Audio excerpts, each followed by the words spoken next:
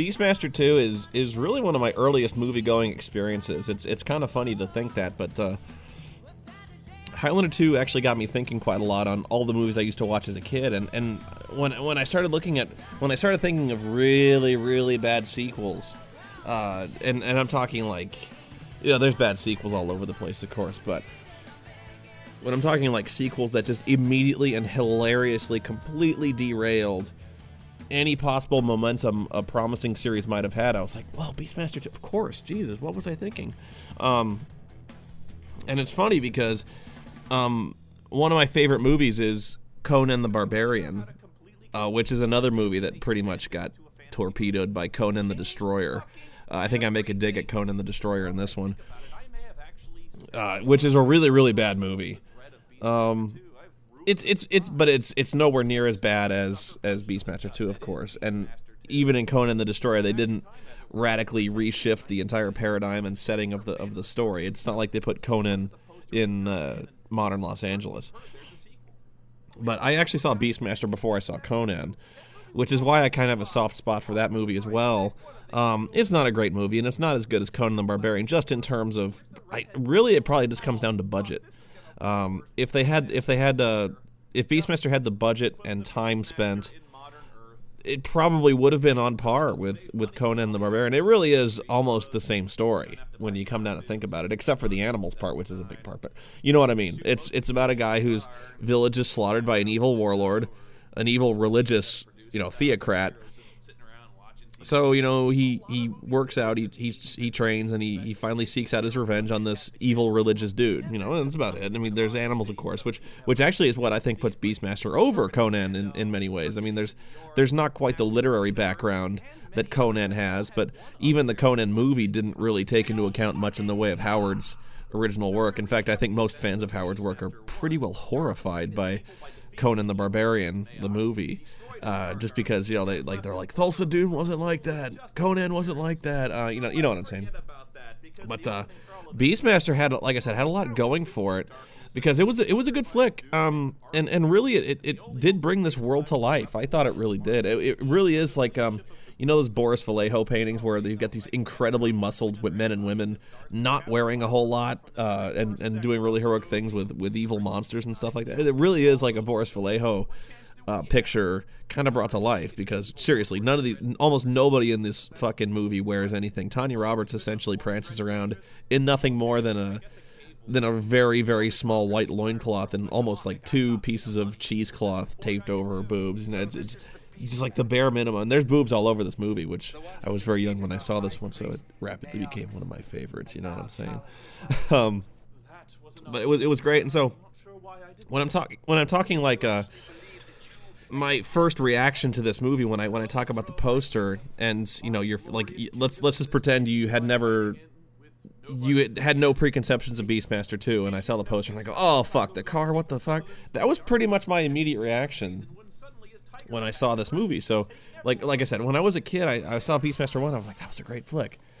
So we go to Blockbuster Video, and they would always have this thing for, like, I think it was, you pay for 2 videos, you get 1 free. So we always did this thing. My brothers and I would go to Blockbuster, and we'd all get 1. And so that was my reaction. I went to Blockbuster, and I saw Beastmaster 2, and I was like, oh wow, Beastmaster 2, they made a sequel, I didn't know that. So like, that's my little kid voice in my sickness. Oh, wow. But I picked up Beastmaster 2, and it didn't look anything like fucking Beastmaster 1.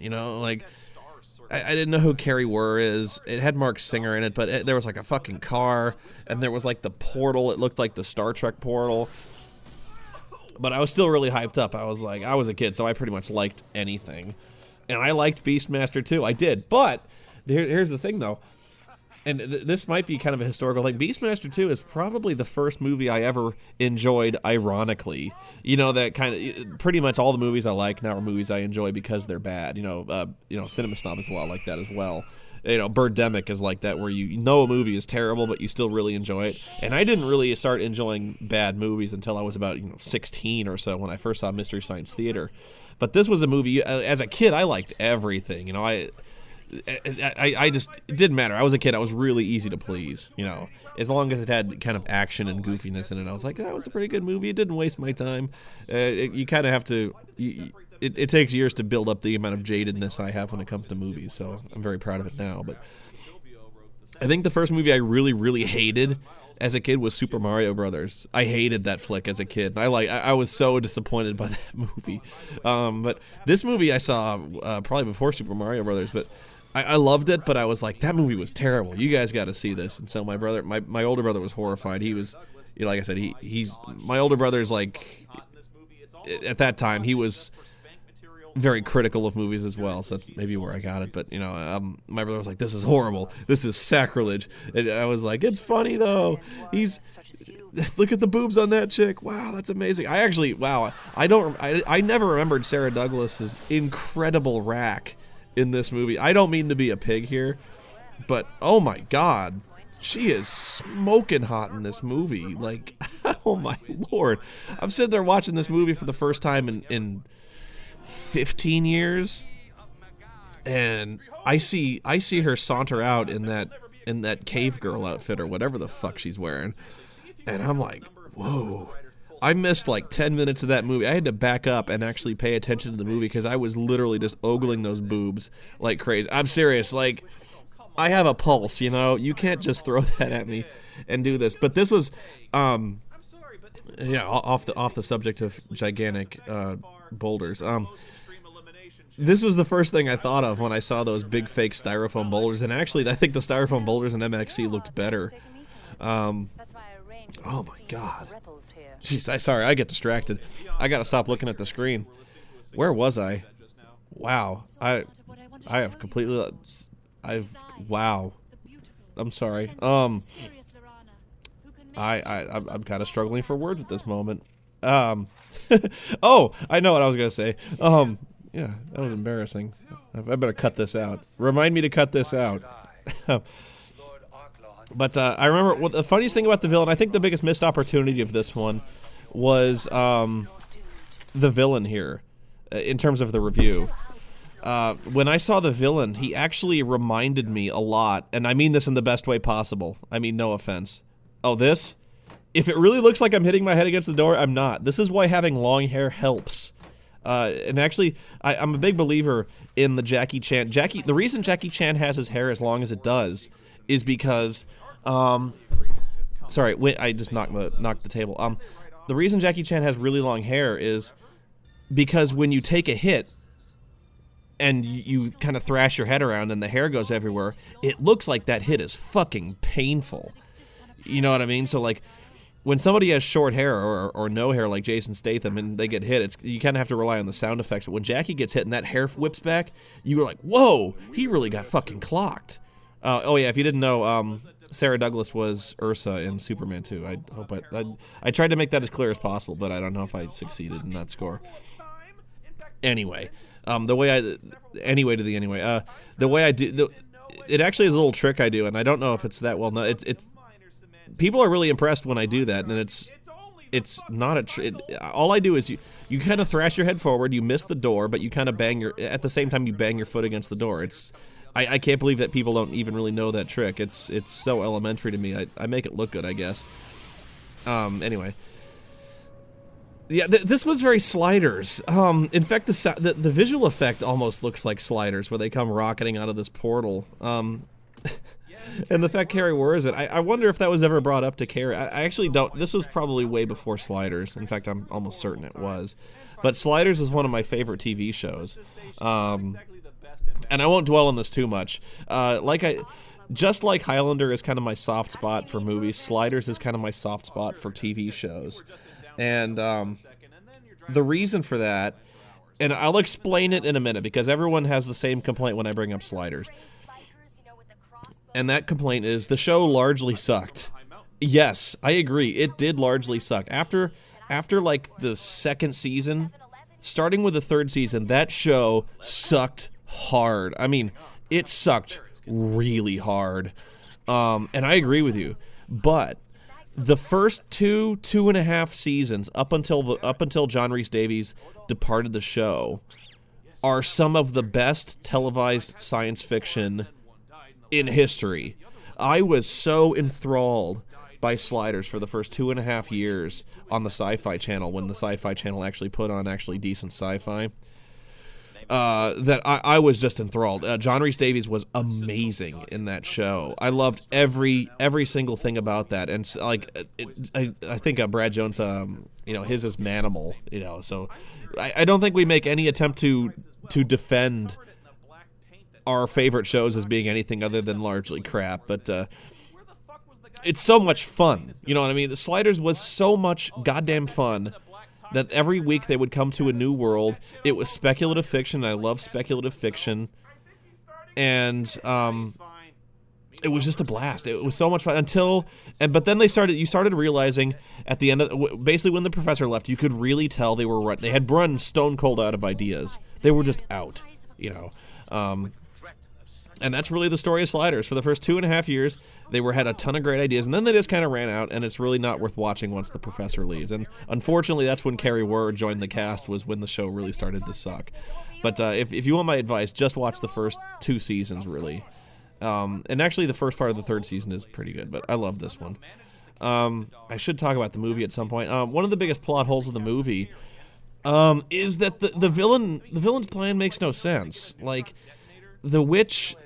she's like, if you really want to rule this world and you want to stop the rebellion, you got to get this neutron detonator, which has the power to destroy an entire world, or destroy an entire continent. It's essentially like, they kind of waffle between that. Like, she says it destroys an entire continent, but the military guy, the guy who designed the bomb, is like, the whole world's kablooey. So I don't know. It's a doomsday device, whatever. But they try to broadcast this message, like some kind of nuclear proliferation message in this movie, where they go like, she's like, but that's how people in this modern Earth do things. It's called balance of terror. It's called mutually assured destruction.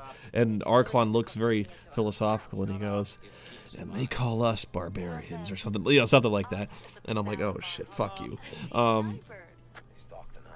But my problem with this is, like, okay, let's say he gets this bomb. Let's say everything goes according to plan. He gets this fucking bomb, and he brings it back to it's A-Rock. And let's say he's got this weapon, and he goes up in front of these people. He goes on top of his ziggurat, and he holds this bomb up, and he goes, "Everyone, Arklon commands your loyalty. I have this bomb which will destroy everything." How is he going to make that clear to what are essentially a bunch of cavemen? These guys are primitives. They have no concept of nuclear bombs. They have no concept of destruction on that wide a scale. And until you actually demonstrate such destruction, as we had done with our atomic bombs, that we had tests, we actually deployed one in use. And I'm not defending that in any way, but that really burned a permanent... it seared this memory of complete and utter just annihilation into our consciousness. Everyone knows what a nuclear bomb does, but these people in A-Rock have no concept. That's Uncle Phil, by the way. You could tell these cavemen, I have this canister which will wipe out an entire continent, so obey me or else. So, like, what was his plan in case they called his bluff? Was he really going to just blow it up? And besides that, how are these people even going to understand that this thing does what he says it does? Until it's demonstrated. He could have held up anything. He could have held up a fucking ice bucket and been like, "This is a magic ice bucket. It'll destroy everything." And and besides that, it kind of looked like Arklon pretty much had the rebellion in hand. I gotta tell you the truth. But whatever. This movie sucks. This was where I pretty much lost my patience with the movie, with the swishy French gay. Okay, I don't want to judge that he's gay, but he pretty much is gay. This complete and utter stereotype, which you still see in movies. I have no idea why they think people act this way, but what kills me about this one is the fact he has a little handkerchief that he kind of limp-wristedly swishes around, and I really did think my first thought really was Beverly Hills Cop with Bronson Pinchot. I kind of wanted to cut more bits of Bronson Pinchot, like, what is it pertaining? Pertaining, meaning, what is it regarding? A lot of people have taken this as a cue that Dr. Insana was gay. If you want to interpret it that way, I don't know. Although I would disagree with you in the sense that I'm not going to tell you, but I would disagree with you in the sense that Dr. Insano has gone on record to say he loves the Suicide Girls. So I think we can confirm at least he proclaims to like chicks. I don't know. I always like to think of Dr. Insano as kind of sexually dubious in terms of like the way we were going to do it was when we were going to have the nurse on camera. The nurse was going to be all infatuated with him, but he was just too dense to really recognize it. He was so engrossed in science, he's almost asexual. You know, he almost has no interest in sex because he has science to do, you know, but I don't know. It's really not a discussion worth getting into. Don't know why I bothered. So to go back to a topic I abandoned previous. Oh God, why do? There was. I have to abandon the topic again. One time I remember Benzai was on Twitter, and he was actually kind of upset. Somebody accused him of being gay on Twitter, or made some comment about how his general persona is gay, and Benzai was like, "Why, dude? Why do people think I'm gay? Like, what? Like, I'm so not gay. Why do people think that? I do Let's Fap. I do all these things. I'm totally hetero." And the first response to that question was a link to that little dancing video where he essentially says, "My name's Benzai, and you know that I like kissing guys." And he's like, "Oh, sorry, yeah."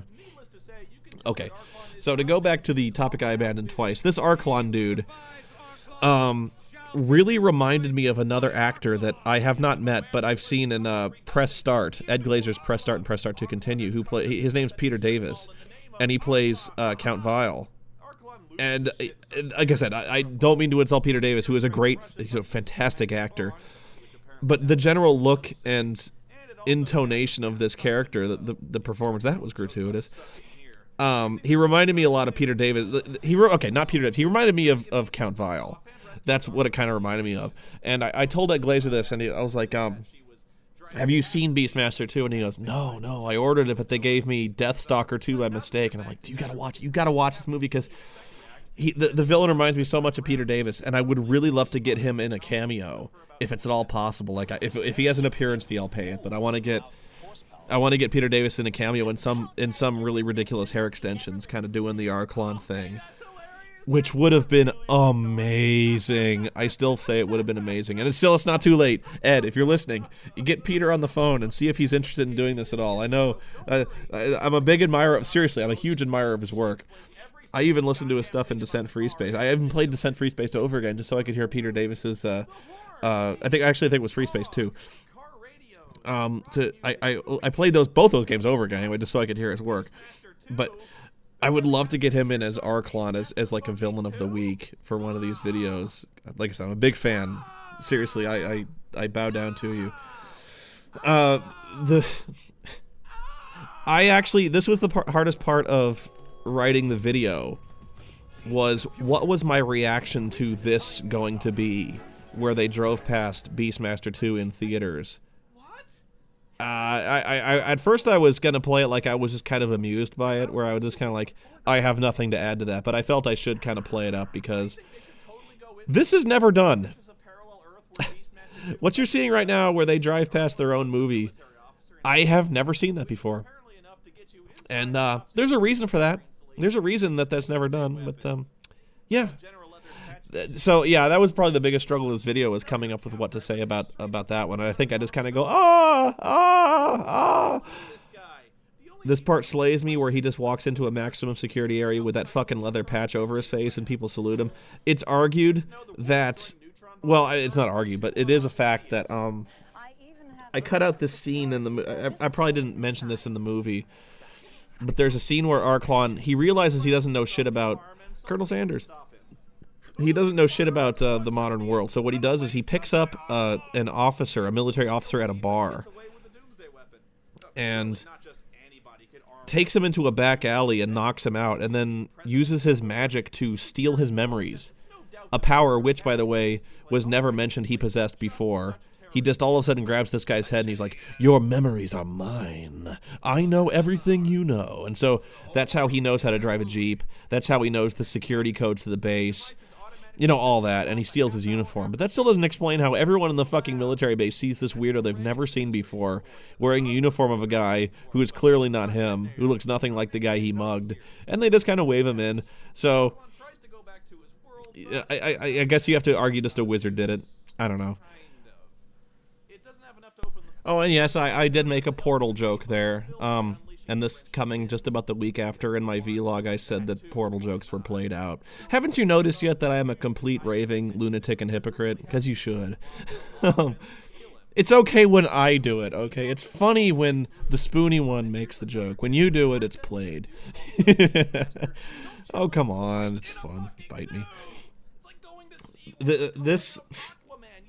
I don't know what Arklon is thinking. He's got this bomb with a counter coming down from a half hour. Oh, somebody told me that the reason the bomb... You're probably right. I'm too lazy to go back and look. But the reason the bomb has a 30-minute timer when he takes it out of the lab is that when Arklon broke into the lab, the scientists had activated the bomb as like a testing feature, like they were testing the timer, and he stole it just as he was activating the timer. So he had a half hour.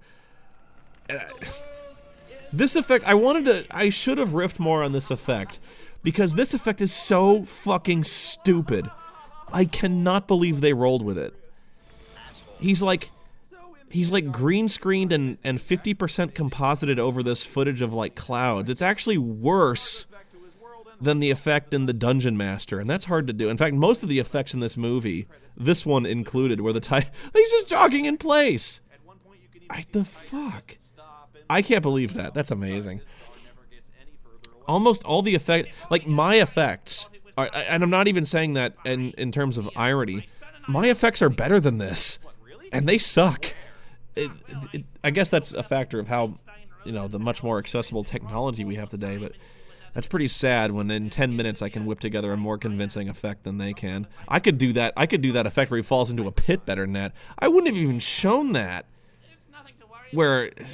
Oh yeah, I should mention, Warrior 4 is probably going to be a couple months out because there's a lot of things going into it, and it's going to be a while before Warrior 4. So there's going to be stuff before that, but yeah, Warrior 4 is coming. It's going to be the big finale to that entire series. I'm rambling a lot in this video, but it's okay. I'm sick.